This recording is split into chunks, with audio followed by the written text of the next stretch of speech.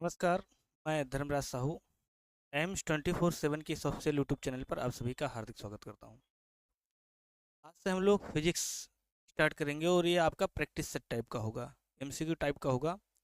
ये एक प्रकार से हम लोग उन प्रश्नों को शामिल करेंगे जो प्रीवियस ईयर में पूछे गए हैं। तो फटाफट हम लोग उनका रिवीजन करते हैं। और यह प्रश्न जो है वो आरआरबी ग्रुप डी हो, एलपी हो, टेक्नीशियन हो या आगामी कोई भी परीक्षा हो, किसी भी कम्पिटेटिव एग्जाम्स की आप तैयारी करते हो, सभी एग्जाम्स में यह आपका इम्पॉर्टेंट है। चलिए हम लोग शुरू करते हैं। आज का पहला प्रश्न। चलिए आज का पहला प्रश्न। पहला प्रश्न है, जड़त्व का नियम किसका प्रथम नियम कहलाता है? क्वेश्चन है, जड़त्व का नियम किसका प्रथम नियम कहलाता है? आइंस्टीन का, न्यूटन का, गैलीलियो का, केपलर का? जड़त्व का नियम किसका प्रथम नियम कहलाता है? तो हम सभी जानते हैं यह नियम कहलाता है न्यूटन का। जड़त्व का नियम या न्यूटन का प्रथम नियम लगभग एक ही है, क्योंकि दोनों ने बताया है अगर कोई वस्तु विरामावस्था में है तो वह विरामावस्था में रहेगा, और अगर कोई वस्तु सीधी एक सरल रेखा में गति कर रहा है तो वह उसी अवस्था में गति करता रहेगा जब तक उस पर बाह्य बल न लगाया जाए। तो यह नियम किसका है? पहला नियम। जड़त्व का नियम किसका नियम कहलाता है? न्यूटन के नियम। तो ऑप्शन नंबर इसका कौन सा सही है? बी। अगला क्वेश्चन। कार्य का एसआई मात्रक क्या है? क्वेश्चन है, कार्य का एसआई मात्रक क्या है? वाट, जूल, न्यूटन, पास्कल? बताइए सभी लोग, कार्य का एसआई मात्रक क्या है? वाट है, जूल है, न्यूटन है, पास्कल है? तो कार्य का एसआई मात्रक क्या है? जूल। अगला क्वेश्चन। ध्वनि तरंगे किस प्रकार की तरंग है? ध्वनि तरंग किस प्रकार की तरंग है? अनुप्रस्थ, अनुदैर्घ्य, विद्युत चुम्बकीय, स्थिर? बताइए सब लोग, ध्वनि तरंगे किस प्रकार की तरंग है? अनुप्रस्थ, अनुदैर्घ्य, विद्युत चुम्बकीय या स्थिर? तो जो ध्वनि तरंगे हो किस प्रकार की तरंग है? ऑप्शन नंबर आपका बी सही है, अनुदैर्घ्य। ध्वनि तरंगे अनुदैर्घ्य तरंगे कहलाती हैं। अगला क्वेश्चन। पृथ्वी पर गुरुत्वीय त्वरण का मान लगभग कितना होता है? क्वेश्चन है, पृथ्वी पर गुरुत्वीय त्वरण का मान लगभग कितना होता है? तो सभी जानते हैं पृथ्वी पर गुरुत्वीय त्वरण का मान लगभग कितना होता है? 9.8 मीटर पर सेकंड स्क्वायर। अगला क्वेश्चन। प्रकाश का वेग सर्वाधिक किस माध्यम में होता है? क्वेश्चन है, प्रकाश का वेग सर्वाधिक किस माध्यम में होता है? जल, कांच, वायु, निर्वात? प्रकाश का वेग सर्वाधिक किस माध्यम में होता है? क्या होता है आपके निर्वात में? कितना होता है? 3:3 गुणे 10⁸ मीटर पर सेकंड। अगला क्वेश्चन। विद्युत धारा का एसआई मात्रक क्या है? तुम सभी जानते हैं विद्युत धारा का एसआई मात्रक क्या हुआ? एम्पियर। C option. अगला क्वेश्चन। दाब का एसआई मात्रक क्या है? तो दाब का एसआई मात्रक क्या होता है? पास्कल। किस रंग की तरंगदैर्घ्य सबसे अधिक होती है? लाल, बैगनी, नीला या हरा? किस रंग की तरंगदैर्घ्य सबसे अधिक होती है? तो हम सभी जानते हैं सबसे ज़्यादा जो तरंगदैर्घ्य होता है वो होता है लाल का। सबसे कम तरंगदैर्घ्य किसका होता है? बैगनी का। तो आपका ऑप्शन नंबर ए सही है, लाल, रेड। अगला क्वेश्चन।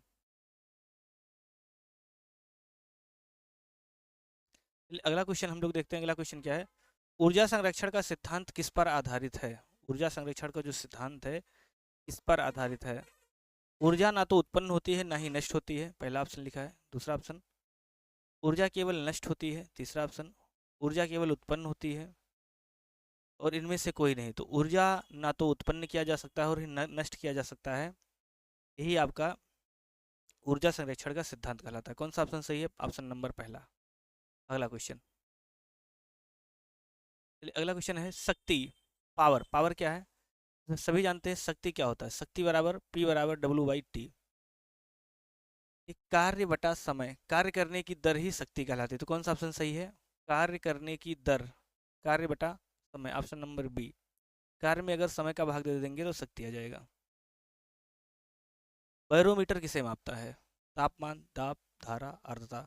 बैरोमीटर क्या मापता है? बैरोमीटर, बैरोमीटर की सहायता से क्या मापते हैं? बैरोमीटर की सहायता से हम लोग दाब मापते हैं। अगला क्वेश्चन। विद्युत बल्ब का फिलामेंट किस धातु का बना होता है? लोहा, तांबा, टंगस्टन, एल्युमिनियम? बताइए, विद्युत बल्ब का फिलामेंट किस धातु का बना होता है? तांबा का, लोहा का, टंगस्टन का, एल्युमिनियम का? यह बना होता है आपका टंगस्टन का। टंगस्टन का क्यों बनाया जाता है? क्योंकि टंगस्टन का जो गलनांक होता है ये सबसे उच्च होता है। अगला क्वेश्चन। सूर्य ग्रहण कब होता है? सही, सूर्य ग्रहण कब होता है? पृथ्वी सूर्य और चंद्रमा के बीच में हो, चंद्रमा सूर्य और पृथ्वी के बीच में हो, सूर्य पृथ्वी और चंद्रमा के बीच में हो, और तीसरा है इनमें से कोई नहीं। बताइए, सूर्य ग्रहण कब होता है? पृथ्वी सूर्य और चंद्रमा के बीच में हो, चंद्रमा सूर्य और पृथ्वी के बीच में हो, सूर्य पृथ्वी और चंद्रमा के बीच में हो, इनमें से कोई नहीं। कौन सा ऑप्शन सही है? तो इनमें ऑप्शन सही है चंद्रमा सूर्य और पृथ्वी के बीच में हो। अगला क्वेश्चन, लेंस की क्षमता का एसआई मात्रक क्या है? क्वेश्चन बताइए, लेंस की क्षमता का एसआई मात्रक क्या है? डायोप्टर, जूल, न्यूटन या वाट?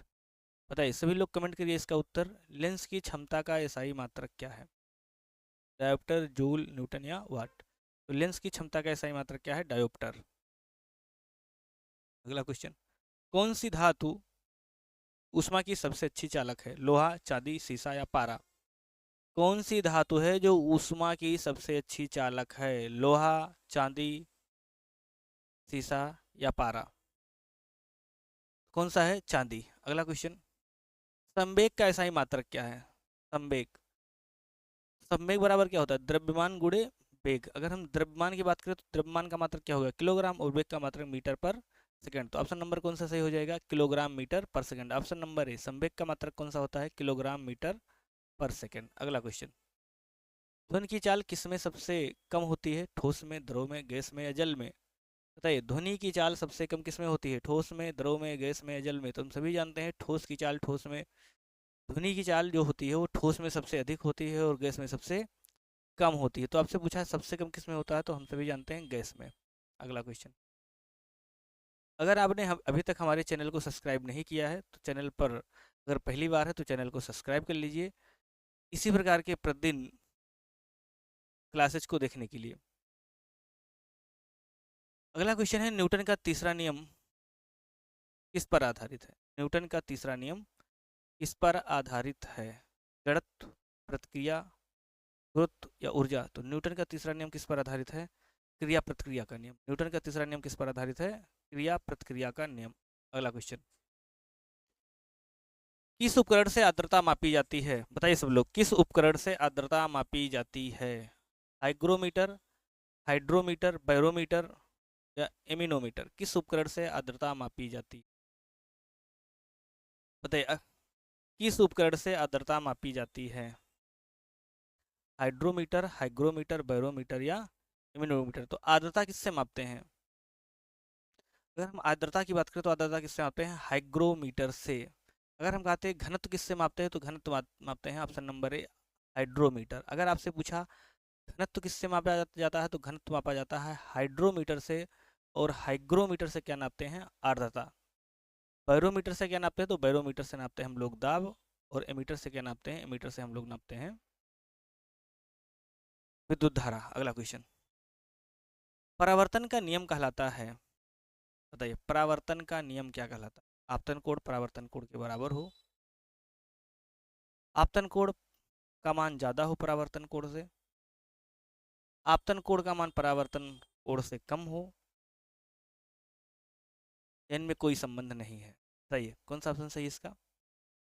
तो आपतन कोण बराबर परावर्तन कोण। परावर्तन का नियम क्या कहलाता है? आपतन कोण बराबर परावर्तन कोण। अगला क्वेश्चन, पृथ्वी की आकृति कैसी है? पूर्ण गोल है, चपटी गोलाभ है, बेलनाकार है या घनाकार है? सभी जानते हैं गोलाभ है, चपटी गोलाभ। अगला क्वेश्चन, विद्युत प्रतिरोध बढ़ने पर धारा पर क्या प्रभाव पड़ता है? विद्युत प्रतिरोध बढ़ने पर धारा का मान घट जाता है। विद्युत प्रतिरोध अगर ज़्यादा होगा तो धारा का मान घट जाएगा, ऑप्शन नंबर बी। अगला क्वेश्चन, मानव शरीर में ऊर्जा का मुख्य स्रोत क्या है? मानव शरीर में ऊर्जा का मुख्य स्रोत क्या है? प्रोटीन, वसा, कार्बोहाइड्रेट, विटामिन? बताइए, मानव शरीर में ऊर्जा का मुख्य स्रोत क्या है? कमेंट करिए सब लोग इसका उत्तर। मानव शरीर में ऊर्जा का मुख्य स्रोत क्या है? प्रोटीन, वसा, कार्बोहाइड्रेट या विटामिन? तो मानव शरीर में प्रोटीन का मुख्य स्रोत, मानव शरीर में ऊर्जा का मुख्य स्रोत क्या है? वसा है, या प्रोटीन है, या कार्बोहाइड्रेट है, या विटामिन है? तो नहीं है। मानव शरीर में ऊर्जा का मुख्य स्रोत क्या है? कार्बोहाइड्रेट। कार्बोहाइड्रेट से ही हम लोगों को ऊर्जा मिलता है। अगर आपसे पूछे सबसे पहले भोजन, कार्बोहाइड्रेट का पाचन कहाँ से स्टार्ट हो जाता है, तो स्टार्च का पाचन आपके मुख से ही स्टार्ट हो जाता है। अगला क्वेश्चन, किस दर्पण से वास्तविक तथा उल्टा प्रतिबिंब बनता है? तो हम सभी जानते हैं जो समतल दर्पण होता है इससे काल्पनिक प्रतिबिंब बनता है तथा सीधा बनता है। उत्तल दर्पण जो है इससे भी आपका यह नहीं बनता है। अवतल दर्पण जो होता है इसी से आपका उल्टा तथा वास्तविक प्रतिबिंब बनता है। तो इससे कौन सा ऑप्शन नंबर सही हो जाएगा? ऑप्शन नंबर सी, अवतल दर्पण। अवतल दर्पण से हमेशा कॉन्केव जो लेंस मिरर होता है इससे हमेशा वास्तविक और उल्टा प्रतिबिंब बनता है। पानी का क्वथनांक कितना होता है? तो हम सभी जानते हैं पानी का क्वथनांक होता है 100 degree Celsius. Option number B. अगला क्वेश्चन, तापमान मापने का यंत्र क्या कहलाता है? Barometer, thermometer, hygrometer, ammeter. तो तापमान मापने का यंत्र क्या कहलाता है? थर्मामीटर। ऑप्शन नंबर बी सही है। अगला क्वेश्चन, विद्युत का अच्छा चालक कौन है? लकड़ी, प्लास्टिक, रबड़ या तांबा? तो सभी जानते हैं विद्युत का अच्छा चालक कौन सा है? तांबा, एल्म, कॉपर। अगला क्वेश्चन, ऊर्जा का कौन सा रूप सूर्य से प्राप्त होता है? सौर ऊर्जा, रासायनिक ऊर्जा, ध्वनि ऊर्जा, नाभिकीय ऊर्जा। सही है। ऊर्जा का कौन सा रूप सौर से प्राप्त होता है? सूर्य से प्राप्त होता है तो सोलर एनर्जी, सौर ऊर्जा। Option number A. अगला क्वेश्चन, गुरुत्वाकर्षण का नियम किसने दिया? न्यूटन ने, आइंस्टीन ने, गैलीलियो ने, आर्किमिडीज ने। बहुत ही प्यारा क्वेश्चन है, कई बार एग्जाम में पूछा गया है। बताइए गुरुत्वाकर्षण का नियम किसने दिया था? न्यूटन ने, आइंस्टीन ने, गैलीलियो ने या आर्किमिडीज ने? बताइए। तो गुरुत्वाकर्षण का नियम किसने दिया था? गुरुत्वाकर्षण का नियम था न्यूटन ने। उन्होंने बताया था कि दो पिंडों के बीच लगने वाला आकर्षण बल उनके द्रव्यमानों के गुणनफल के समानुपाती तथा उनके बीच की दूरी के वर्ग के व्युत्क्रमानुपाती होता है। अगला क्वेश्चन, यदि वेग स्थिर हो तो त्वरण क्या होगा? अगर वेग स्थिर है तो त्वरण क्या होगा? अधिकतम, न्यूनतम, शून्य या अनंत। तो वैसे जानते हैं वेग परिवर्तन की जो दर है वही त्वरण कहलाता है। तो अगर वेग में परिवर्तन ही नहीं होगा तो त्वरण क्या हो जाएगा? शून्य हो जाएगा। तो मतलब कौन सा सही है? Option number C. अगला क्वेश्चन, आवृत्ति का एसआई मात्रक क्या है? तो आवृत्ति का एसआई मात्रक न्यूटन, हर्ट्ज, जूल या पास्कल। बताइए आवृत्ति का एसआई मात्रक क्या होता है? न्यूटन, हर्ट्ज, जूल या पास्कल। तो आवृत्ति का एसआई मात्रक क्या होता है? आवृत्ति का जो एसआई मात्रक है वो है हर्ट्ज। अगला क्वेश्चन देखते हैं, बल। बल क्या होता है? तो बल बराबर द्रव्यमान गुणे त्वरण। पहला ऑप्शन सही, एफ बराबर एम इंटू ए। अगला, पृथ्वी के केंद्र पर जी का मान होता है। सही, पृथ्वी के केंद्र पर जी का मान क्या है? तो पृथ्वी के केंद्र पर जी का मान होता है 0।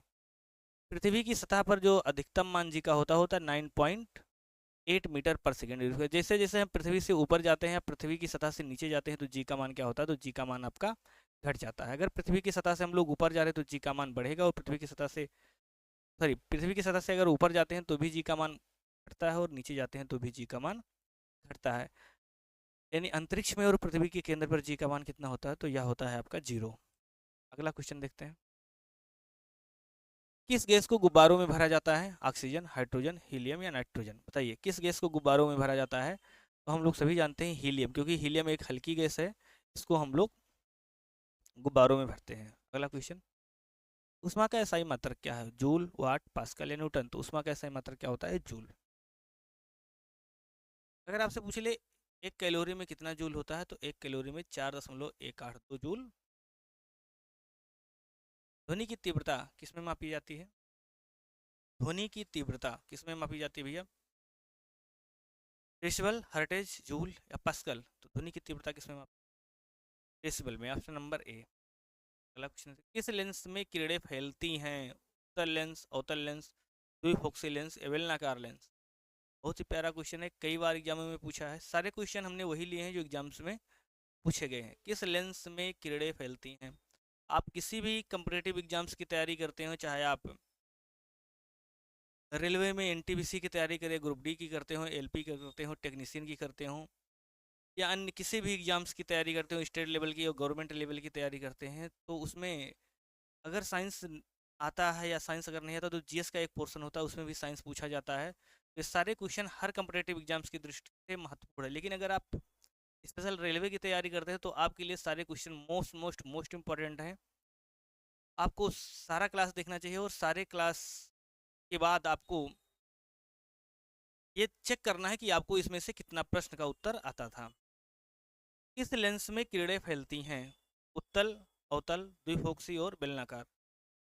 Convex, concave, bifocal, cylindrical. बताइए विच लेंस,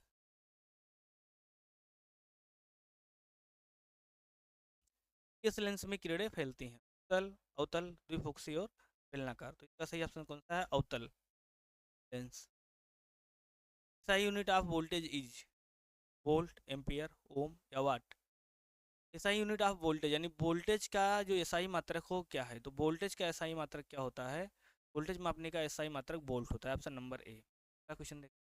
प्रकाश को का रंग किस पर निर्भर करता है? आयाम पर, तंगदैर्घ्य पर, वेग पर या ताप पर? तो प्रकाश का रंग किस पर निर्भर करता है? यह करता है तरंग दैर्घ्य पर। चुंबक का वह भाग जहां आकर्षण अधिक होता है कहलाता है? केंद्र, ध्रुव, अक्ष, क्षेत्र। The region of maximum attraction in the magnet is called centre, pole, axis, field. केंद्र, ध्रुव, अक्ष या क्षेत्र। बताइए चुंबक का वह भाग जहां आकर्षक अधिक होता है क्या कहलाता है? केंद्र कहलाता है, ध्रुव कहलाता है, अक्ष कहलाता है या क्षेत्र कहलाता है? सही ऑप्शन कौन सा है? ध्रुव कहलाता है, पोल। अगला क्वेश्चन, यानी अगर हम इस क्वेश्चन में बात करें तो जो पोल होते हैं, पोल, एक पोल होता है नॉर्थ पोल और एक पोल होता है साउथ पोल। तो दोनों पोल पर जो पोल होते हैं, पोल पर चुंबकीय क्षेत्र का मान अधिकतम होता है, बीच में चुंबकीय क्षेत्र का मान, जैसे जैसे हम बीच की तरफ चलते हैं चुंबकीय क्षेत्र का मान कम हो जाता है। इस सेंटर पर चुंबकीय क्षेत्र का मान सबसे कम होता है। अगला क्वेश्चन देखते हैं, पानी का घनत्व अधिकतम किस तापमान पर होता है? At what temperature is the density of water maximum? 2 degree Celsius. बताइए कौन सा ऑप्शन सही इसमें? पानी का घनत्व अधिकतम किस तापमान पर होता है? 0 डिग्री सेल्सियस, 4 डिग्री। पानी का घनत्व अधिकतम किस तापमान पर होता है? क्या होता है? 4 डिग्री। अगला क्वेश्चन,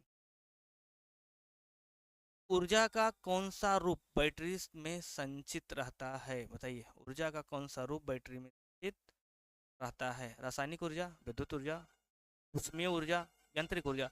तो बैटरी में अगर पूछा है तो बैटरी में कौन सा संचित रहता है? तो बैटरी में हम लोग जानते हैं, बैटरी में अगर संचित होता है तो रासायनिक ऊर्जा संचित होता है, केमिकल एनर्जी। अगला क्वेश्चन, प्रतिध्वनि सुनने के लिए न्यूनतम दूरी कितना होना चाहिए? तो प्रतिध्वनि सुनने के लिए न्यूनतम दूरी कितना होना चाहिए? बताइए सब लोग कमेंट करके इसका उत्तर। 10 मीटर, 17 मीटर, 20 मीटर या 25 मीटर? प्रतिदिन प्रतिध्वनि सुनने के लिए न्यूनतम दूरी कितना रखा गया है? 10 मीटर, 17 मीटर, 20 मीटर या 25 मीटर? प्रतिदिन प्रतिध्वनि सुनने के लिए सबसे न्यूनतम दूरी कितना होना चाहिए? 17 मीटर। अगला क्वेश्चन, किस उपकरण से विद्युत विभव मापा जाता है? तो विद्युत विभव किससे मापते हैं? एमीटर, वोल्ट मीटर, बैरोमीटर या गैल्वेनोमीटर? एमीटर से हम सभी जानते हैं, पहला ऑप्शन जो लिखा है एमीटर। एमीटर से क्या नापते हैं? एमीटर से विद्युत धारा नापते हैं। वोल्ट मीटर से वोल्टेज नापते हैं या पोटेंशियल नापते हैं। बैरोमीटर से क्या नापते हैं? बैरोमीटर से दाब नापते हैं, वायु दाब नापते हैं। गैल्वेनोमीटर से क्या नापते हैं? गैल्वेनोमीटर से हम लोग विद्युत धारा की दिशा। तो अगर हम बात करें विद्युत विभव, विद्युत विभव का मात्रक क्या है? तो विद्युत विभव का मात्रक है वोल्ट मीटर। पोटेंशियल डिफरेंस जो नापा जाता है वो मापा जाता है वोल्ट मीटर का। क्वेश्चन,